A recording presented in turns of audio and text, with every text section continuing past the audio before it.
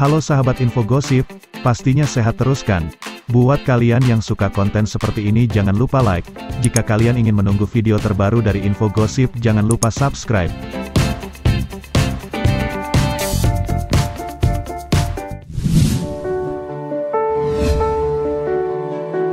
Di video kali ini info gosip akan mengulas perjalanan Dede di dunia digital sebagai konten kreator. Kebumen, menjadi orang terkenal sekarang jauh lebih mudah.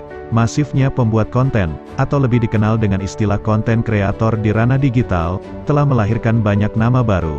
Bahkan bagi mereka yang tidak memiliki kemampuan memadai, berani belajar dan konsisten pada jalan yang dipilih, adalah kunci yang harus dipunyai. Dede Kustiawan hanya tertegun dengan ketidakmampuannya mengedit video. Pengetahuannya belum mencukupi kala niat membuat tayangan gambar bergerak terlintas di benaknya. Kesibukannya menjadi fotografer khusus untuk jasa prewedding, melahirkan hasrat untuk berbuat lebih. Dede merasa kebutuhannya meningkat, harus bisa mengedit video. Pada pertengahan 2016, pemuda lulusan sekolah menengah kejuruan di Kebumen, Jawa Tengah itu sudah memutuskan untuk kembali ke kampungnya, Desa Kedaung, Kecamatan Pejagoan, di kabupaten yang berada di pesisir selatan Pulau Jawa itu. Dede lahir dan bertumbuh kembang, selayaknya pemuda di kampungnya, juga kampung-kampung lain di Kebumen.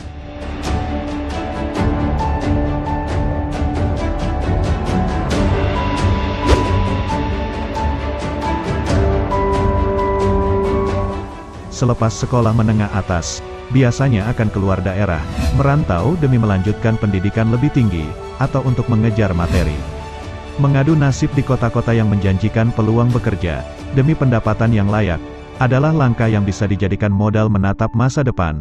Selepas menamatkan pendidikan di SMK Nawabakti, Dede pun membulatkan tekad mengejar mimpi di ibu kota. Dede menggantungkan nasibnya pada salah satu perusahaan otomotif berskala internasional.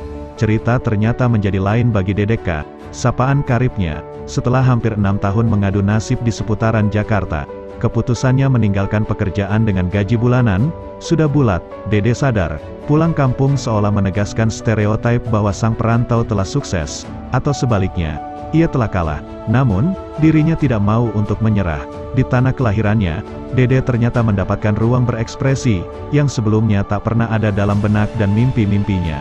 Keinginannya bisa mengedit video, demi mendapat nilai tambah dari aktivitasnya menjual jasa foto prewedding, adalah awal mulanya. Dengan bantuan teman yang dianggapnya lebih paham akan olah digital berupa video, Dede pun berusaha merekam gambar bergerak, bermodal kamera yang mampu dibelinya kala masih menjadi karyawan. Petualangan di ranah maya pun dimulai.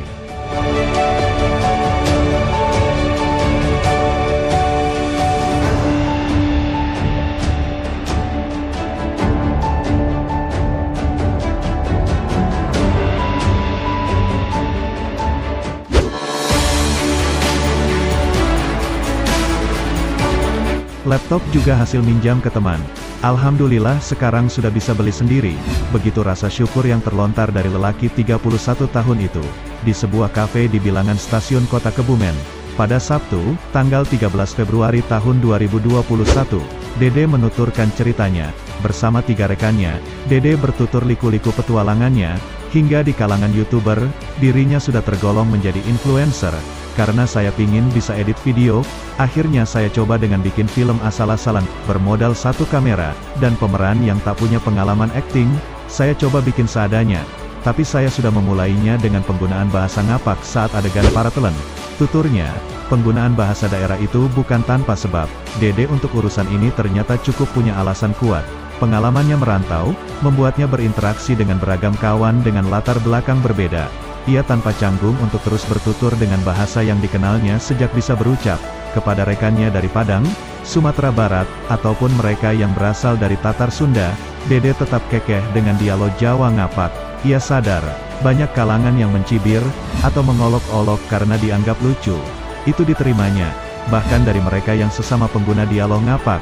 Ya memang dari zaman mbah-mbah kita dulu, bahasa ngapak ya seperti ini. Mungkin ada yang menjadikan dialog kita untuk bahan lelucon, tapi tidak masalah bagi saya. Malah saya pingin untuk mengenalkan dialog ini ke semua yang ada di lingkungan saya saat merantau dulu. Teman saya dari Padang, atau yang Sunda, malah sampai bisa ngomong ngapak, ungkapnya. Pilihannya untuk menggunakan bahasa Jawa ngapak pada para aktornya itu, Tak disangka mendapat respon sangat bagus. Baru pada video kedua yang diunggah di kanal YouTube, respons viewersnya semakin menggila. Soal YouTube, saya juga tak sengaja. Awalnya hanya untuk mengarsipkan hasil main-main, pembuatan film, dengan teman-teman di kampung. Waktu itu mikirnya, sayang kalau hasil editan video tidak disimpan. Dan karena saya tidak punya laptop, jadi mending disimpan di YouTube. Lanjut, pria yang tumbuh di pedukuhan Srepeng, Kedawung, Pejagoan, Kebumen itu, respon yang didapat dari pemirsa pun membuatnya makin keranjingan. Dede pun makin giat memproduksi video. Ketiadaan ilmu sinematografi, ataupun pengalaman seni peran, tak menyurutkan mentalnya. Wagu, aneh dan lucu, kalau melihat bagaimana para pemeran masih sangat kaku. Ya maklum, pemeran juga sama sekali belum pernah berakting di depan kamera. Semua berjalan dengan natural dan apa adanya. Pokoknya modal nekat. Lanjutnya, dengan segala keluguan yang dibawa para pemeran, pemirsa pun seakan mendapat sajian yang lebih segar. Subscriber di kanal bernama Dedeka yang diampunya pun kian bertambah. Dede dengan sabar tetap menanggapi komentar di kolom interaksi. Nama Cinngire yang kini melekat pada kreasinya juga berasal dari komentar-komentar viewers setianya.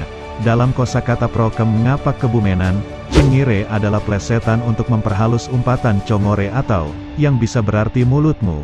Kata-kata kasar itu biasa diungkapkan jika ada satu keadaan penolakan, atau sanggahan dari lawan bicara yang sudah karib. Jadilah nama Cinngire dipilih untuk tagline kreasinya, Cinngire, film pendek ngapak.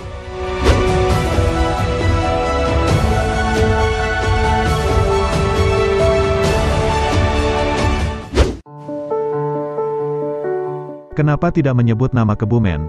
Karena bahasa ngapak tidak hanya dimiliki atau dipakai orang Kebumen. Daerah lain mulai dari Brebes, Tegal, Purbalingga, Banjarnegara, Cilacap, Banyumas, juga sebagian Pemalang, dan Wonosobo, hingga sebagian Cirebon dan Indramayu, menggunakan dialek yang sama. Saya tidak mau memonopoli ngapak hanya untuk orang Kebumen, ungkap Dede. Kerelaannya itu juga berimbas pada penerimaan lebih banyak pemirsa yang tidak hanya berasal dari Kebumen. Dede merasa apa yang dulu pernah diidamkannya, untuk mengenalkan bahasa Jawa ngapak, mulai berhasil. Peningkatan jumlah subscriber yang sangat signifikan, membuat Dede banyak dapat kesempatan belajar. Ia secara rutin, pada tahun 2017 sampai tahun 2019, diundang beragam komunitas untuk mengisi acara berkaitan dengan konten kreatif. Tiba-tiba pada 2017 ada undangan jadi narasumber di Purwokerto. Saya diminta jadi pembicara untuk diskusi tentang konten dan menghasilkan uang dari YouTube. Baru di situ saya akhirnya tahu kalau dengan menyeriusi AdSense bisa dapat hasil lebih asli. Kalau ingat kejadian itu saya jadi geli sendiri. Saya sudah dianggap tahu tentang YouTube karena sering upload video. Lah malah saya baru tahu isu terbesarnya, kalau bisa dapat uang dari YouTube, ungkap Dede. Kegigihannya belajar dan beradaptasi, membawa Dede pada posisi puncak untuk belajar.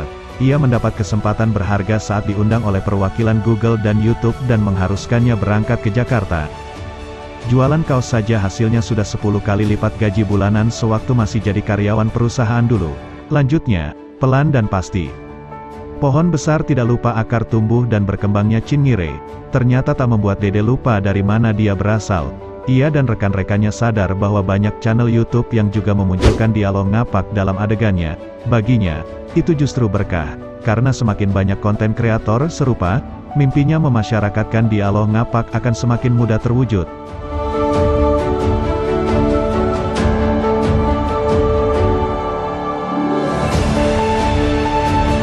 Itulah perjuangan Dedeka, pembuat konten kreator film Cinngire. Sekian dulu, video dari Info Gosip. Jangan lupa like, komen dan subscribe.